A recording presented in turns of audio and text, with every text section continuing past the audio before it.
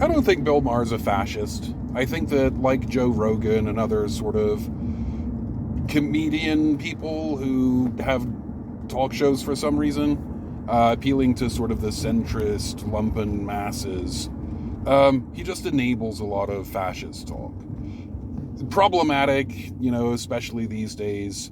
The cure for COVID isn't really vaccinations. You should make a choice.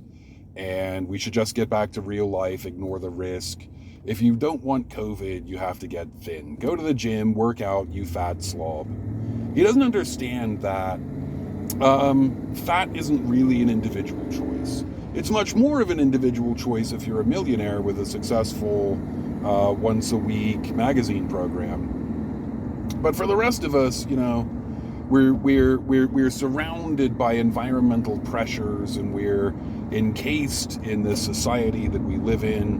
One person might successfully, at least temporarily, change their body weight to a more healthy number, and the rest of us succumb to the various pressures. And the cure for a nationwide obesity epidemic isn't one person individually spending money on diet programs. It is regulation. Regulate the food a little better, and regulate how neighborhoods are planned a little better. There you go. What the hell does Bill Maher have to do with fascism? Not very much, just this obsession with body fat. Obsession with body fat. So, Bill is friends with Michael Moore. Michael Moore is fat. Bill Moore is not friends with Chris Christie. Chris Christie is fat. And God, we could use so many other words. We could ignore the whole thing. We could do call-out culture. Whatever. I think overweight is an even more problematic term than fat. Fat is kind of an objective fact, and it doesn't have to be value-laden. Overweight absolutely means you are too heavy, you are too fat. And I don't care how fat you are. I'm pretty fat. I live here. I eat the food. There you go. So, if the topic on the magazine show is Chris Christie, we're fat shaming all day long. And if the topic or the guest on the show is Michael Moore, we never use the word fat. So that's a really interesting phenomenon. Brother Bill, that is a very interesting phenomenon. Is it that you don't like fat people? Or is it that you hate some people and you look for any possible way to shame and discredit them so all of us can laugh together at that person? I think it's the second one. Is Bill Maher a fascist? No. But that is absolutely a fascist technique. Reactionaries target vulnerable minorities. A reactionary in this case is somebody wanting to roll back previously gained civil rights from a newly protected group of people. Immigrants come to America, sometimes without the appropriate paperwork. They work here, pay taxes here, are counted in censuses when you can get them to stick their hand up and their neck out for reasons of public health and safety, and because we want people in America to have a language in common. We offer basic health care and some education benefits to all comers, regardless of their citizenship status. We do this because when we do it, we have better communities, less crime, more productive workers, more tax revenue, and so on, as well as basic civil rights for humans, human rights. The fascist produces an us versus them manifesto, helping others as a cost to self in a one-up, one-down scenario. You have nothing, immigrants have something, so the system is rigged by the moochers. Immigrants cannot simultaneously be lazy, shiftless rapists sucking off the government teat, and also hardworking entrepreneurs taking all of the good jobs and crowding out local business. Both are equal and opposite stereotypes. It would take a lot of mental gymnastics to reconcile these two views, but the fascist cuts through all of this with simplicity, with the irrationalism we've been talking about this whole time. They're not talking to people's frontal lobes anyway. They're telling them who to hate. Hate lives in the limbic system. It doesn't make sense. It kept our ancestors safe 10,000 years ago, and it keeps fascists in power now. As organized civil rights movements go, the gay rights movement was tremendously effective and got things done in absolutely record time. Usually, the reactionary will try to roll such rights back, but the fascists see easier prey in this case, the trans people. Targeting trans folks allows you a 2-for-1. You can go after a vulnerable minority, but also all the woke Democrats. That is, campaigning for equal rights for humans is woke, and woke is somehow a deficit. Human rights are a deficit. So are trans people confused children who need to be straightened out by pastors in concentration camps? Conversion therapy. Or are they sex predators trying to get into the girls' bathroom with your daughters? Are they so strong that they're destroying America from the inside, or so weak you can just ban them from sports and toilets and easily crush their trans agenda? You have to pick one. Are Democrats lazy socialists who just want free stuff, or crazy open border commies who can destroy America from within? Which scare word works best for you today?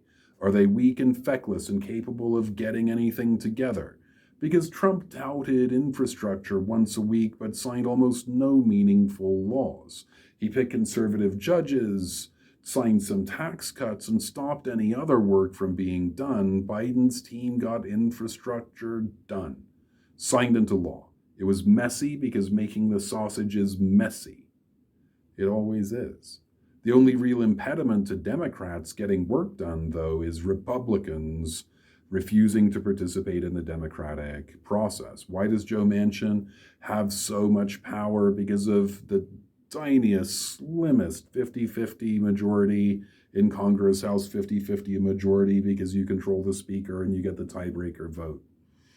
And if any Republicans at all would play ball in the Senate, Joe Manchin and Kristen Sinema couldn't hold up the entire process by themselves. Are Democrats so strong that every election is an existential issue for the Republican Party? Or are they so weak that they don't even deserve the courtesy of working with? You have to pick one. But you don't have to pick one. All this language isn't about valid metrics of strength or weakness. It's about who you hate. And you don't work with people you hate, you kill them. Boebert appears in ads with guns. She's implicated in the January 6th Capitol riot/insurrection. Paul Gosar just got himself censured for a cartoon in which he murders Alexandria Ocasio-Cortez. Unmoderated chat boards are full of murder threats, and worse, against AOC, Pelosi, any woman with political power, especially the ones who are not white. Are they strong or are they weak? If they're weak, why bother with them? And if they're strong, what can you do? This is currently making trouble for Republicans, at least in potential. They insist that Democrats are so strong they can steal elections. So don't even bother voting. But if Republicans don't bother voting because of your conspiracy theory, Democrats win, right? What is exactly the end game here? Are they strong enough to win without democracy, or weak enough to vote out? Are Democrats so powerful they can invent a fake pandemic that disrupts every civilization on Earth? So strong they can take away your right to breathe with their mask mandates, inject you with microchips via vaccines? Well, if people believe that, they're much more likely to die of coronavirus. What is the end game in convincing your own voters coronavirus is fake and getting vaccinated erodes their freedom? That means your own voters are going to fucking die.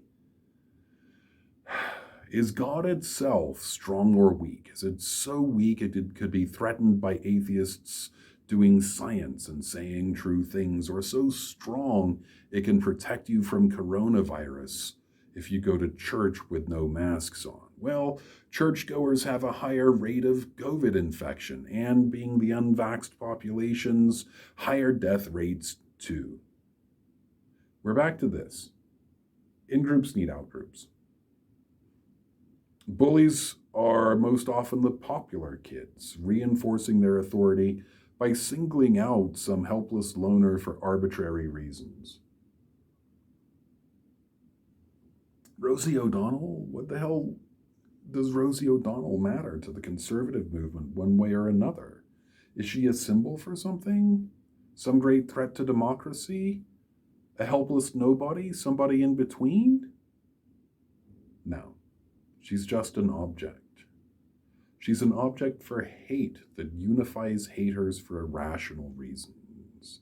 In the old days, people used to gather for hangings or other more brutal forms of execution. It was a Sunday entertainment. Henry Smith was tortured and then immolated for untried accusations. Everyone in town came out and applauded and ate a nice lunch.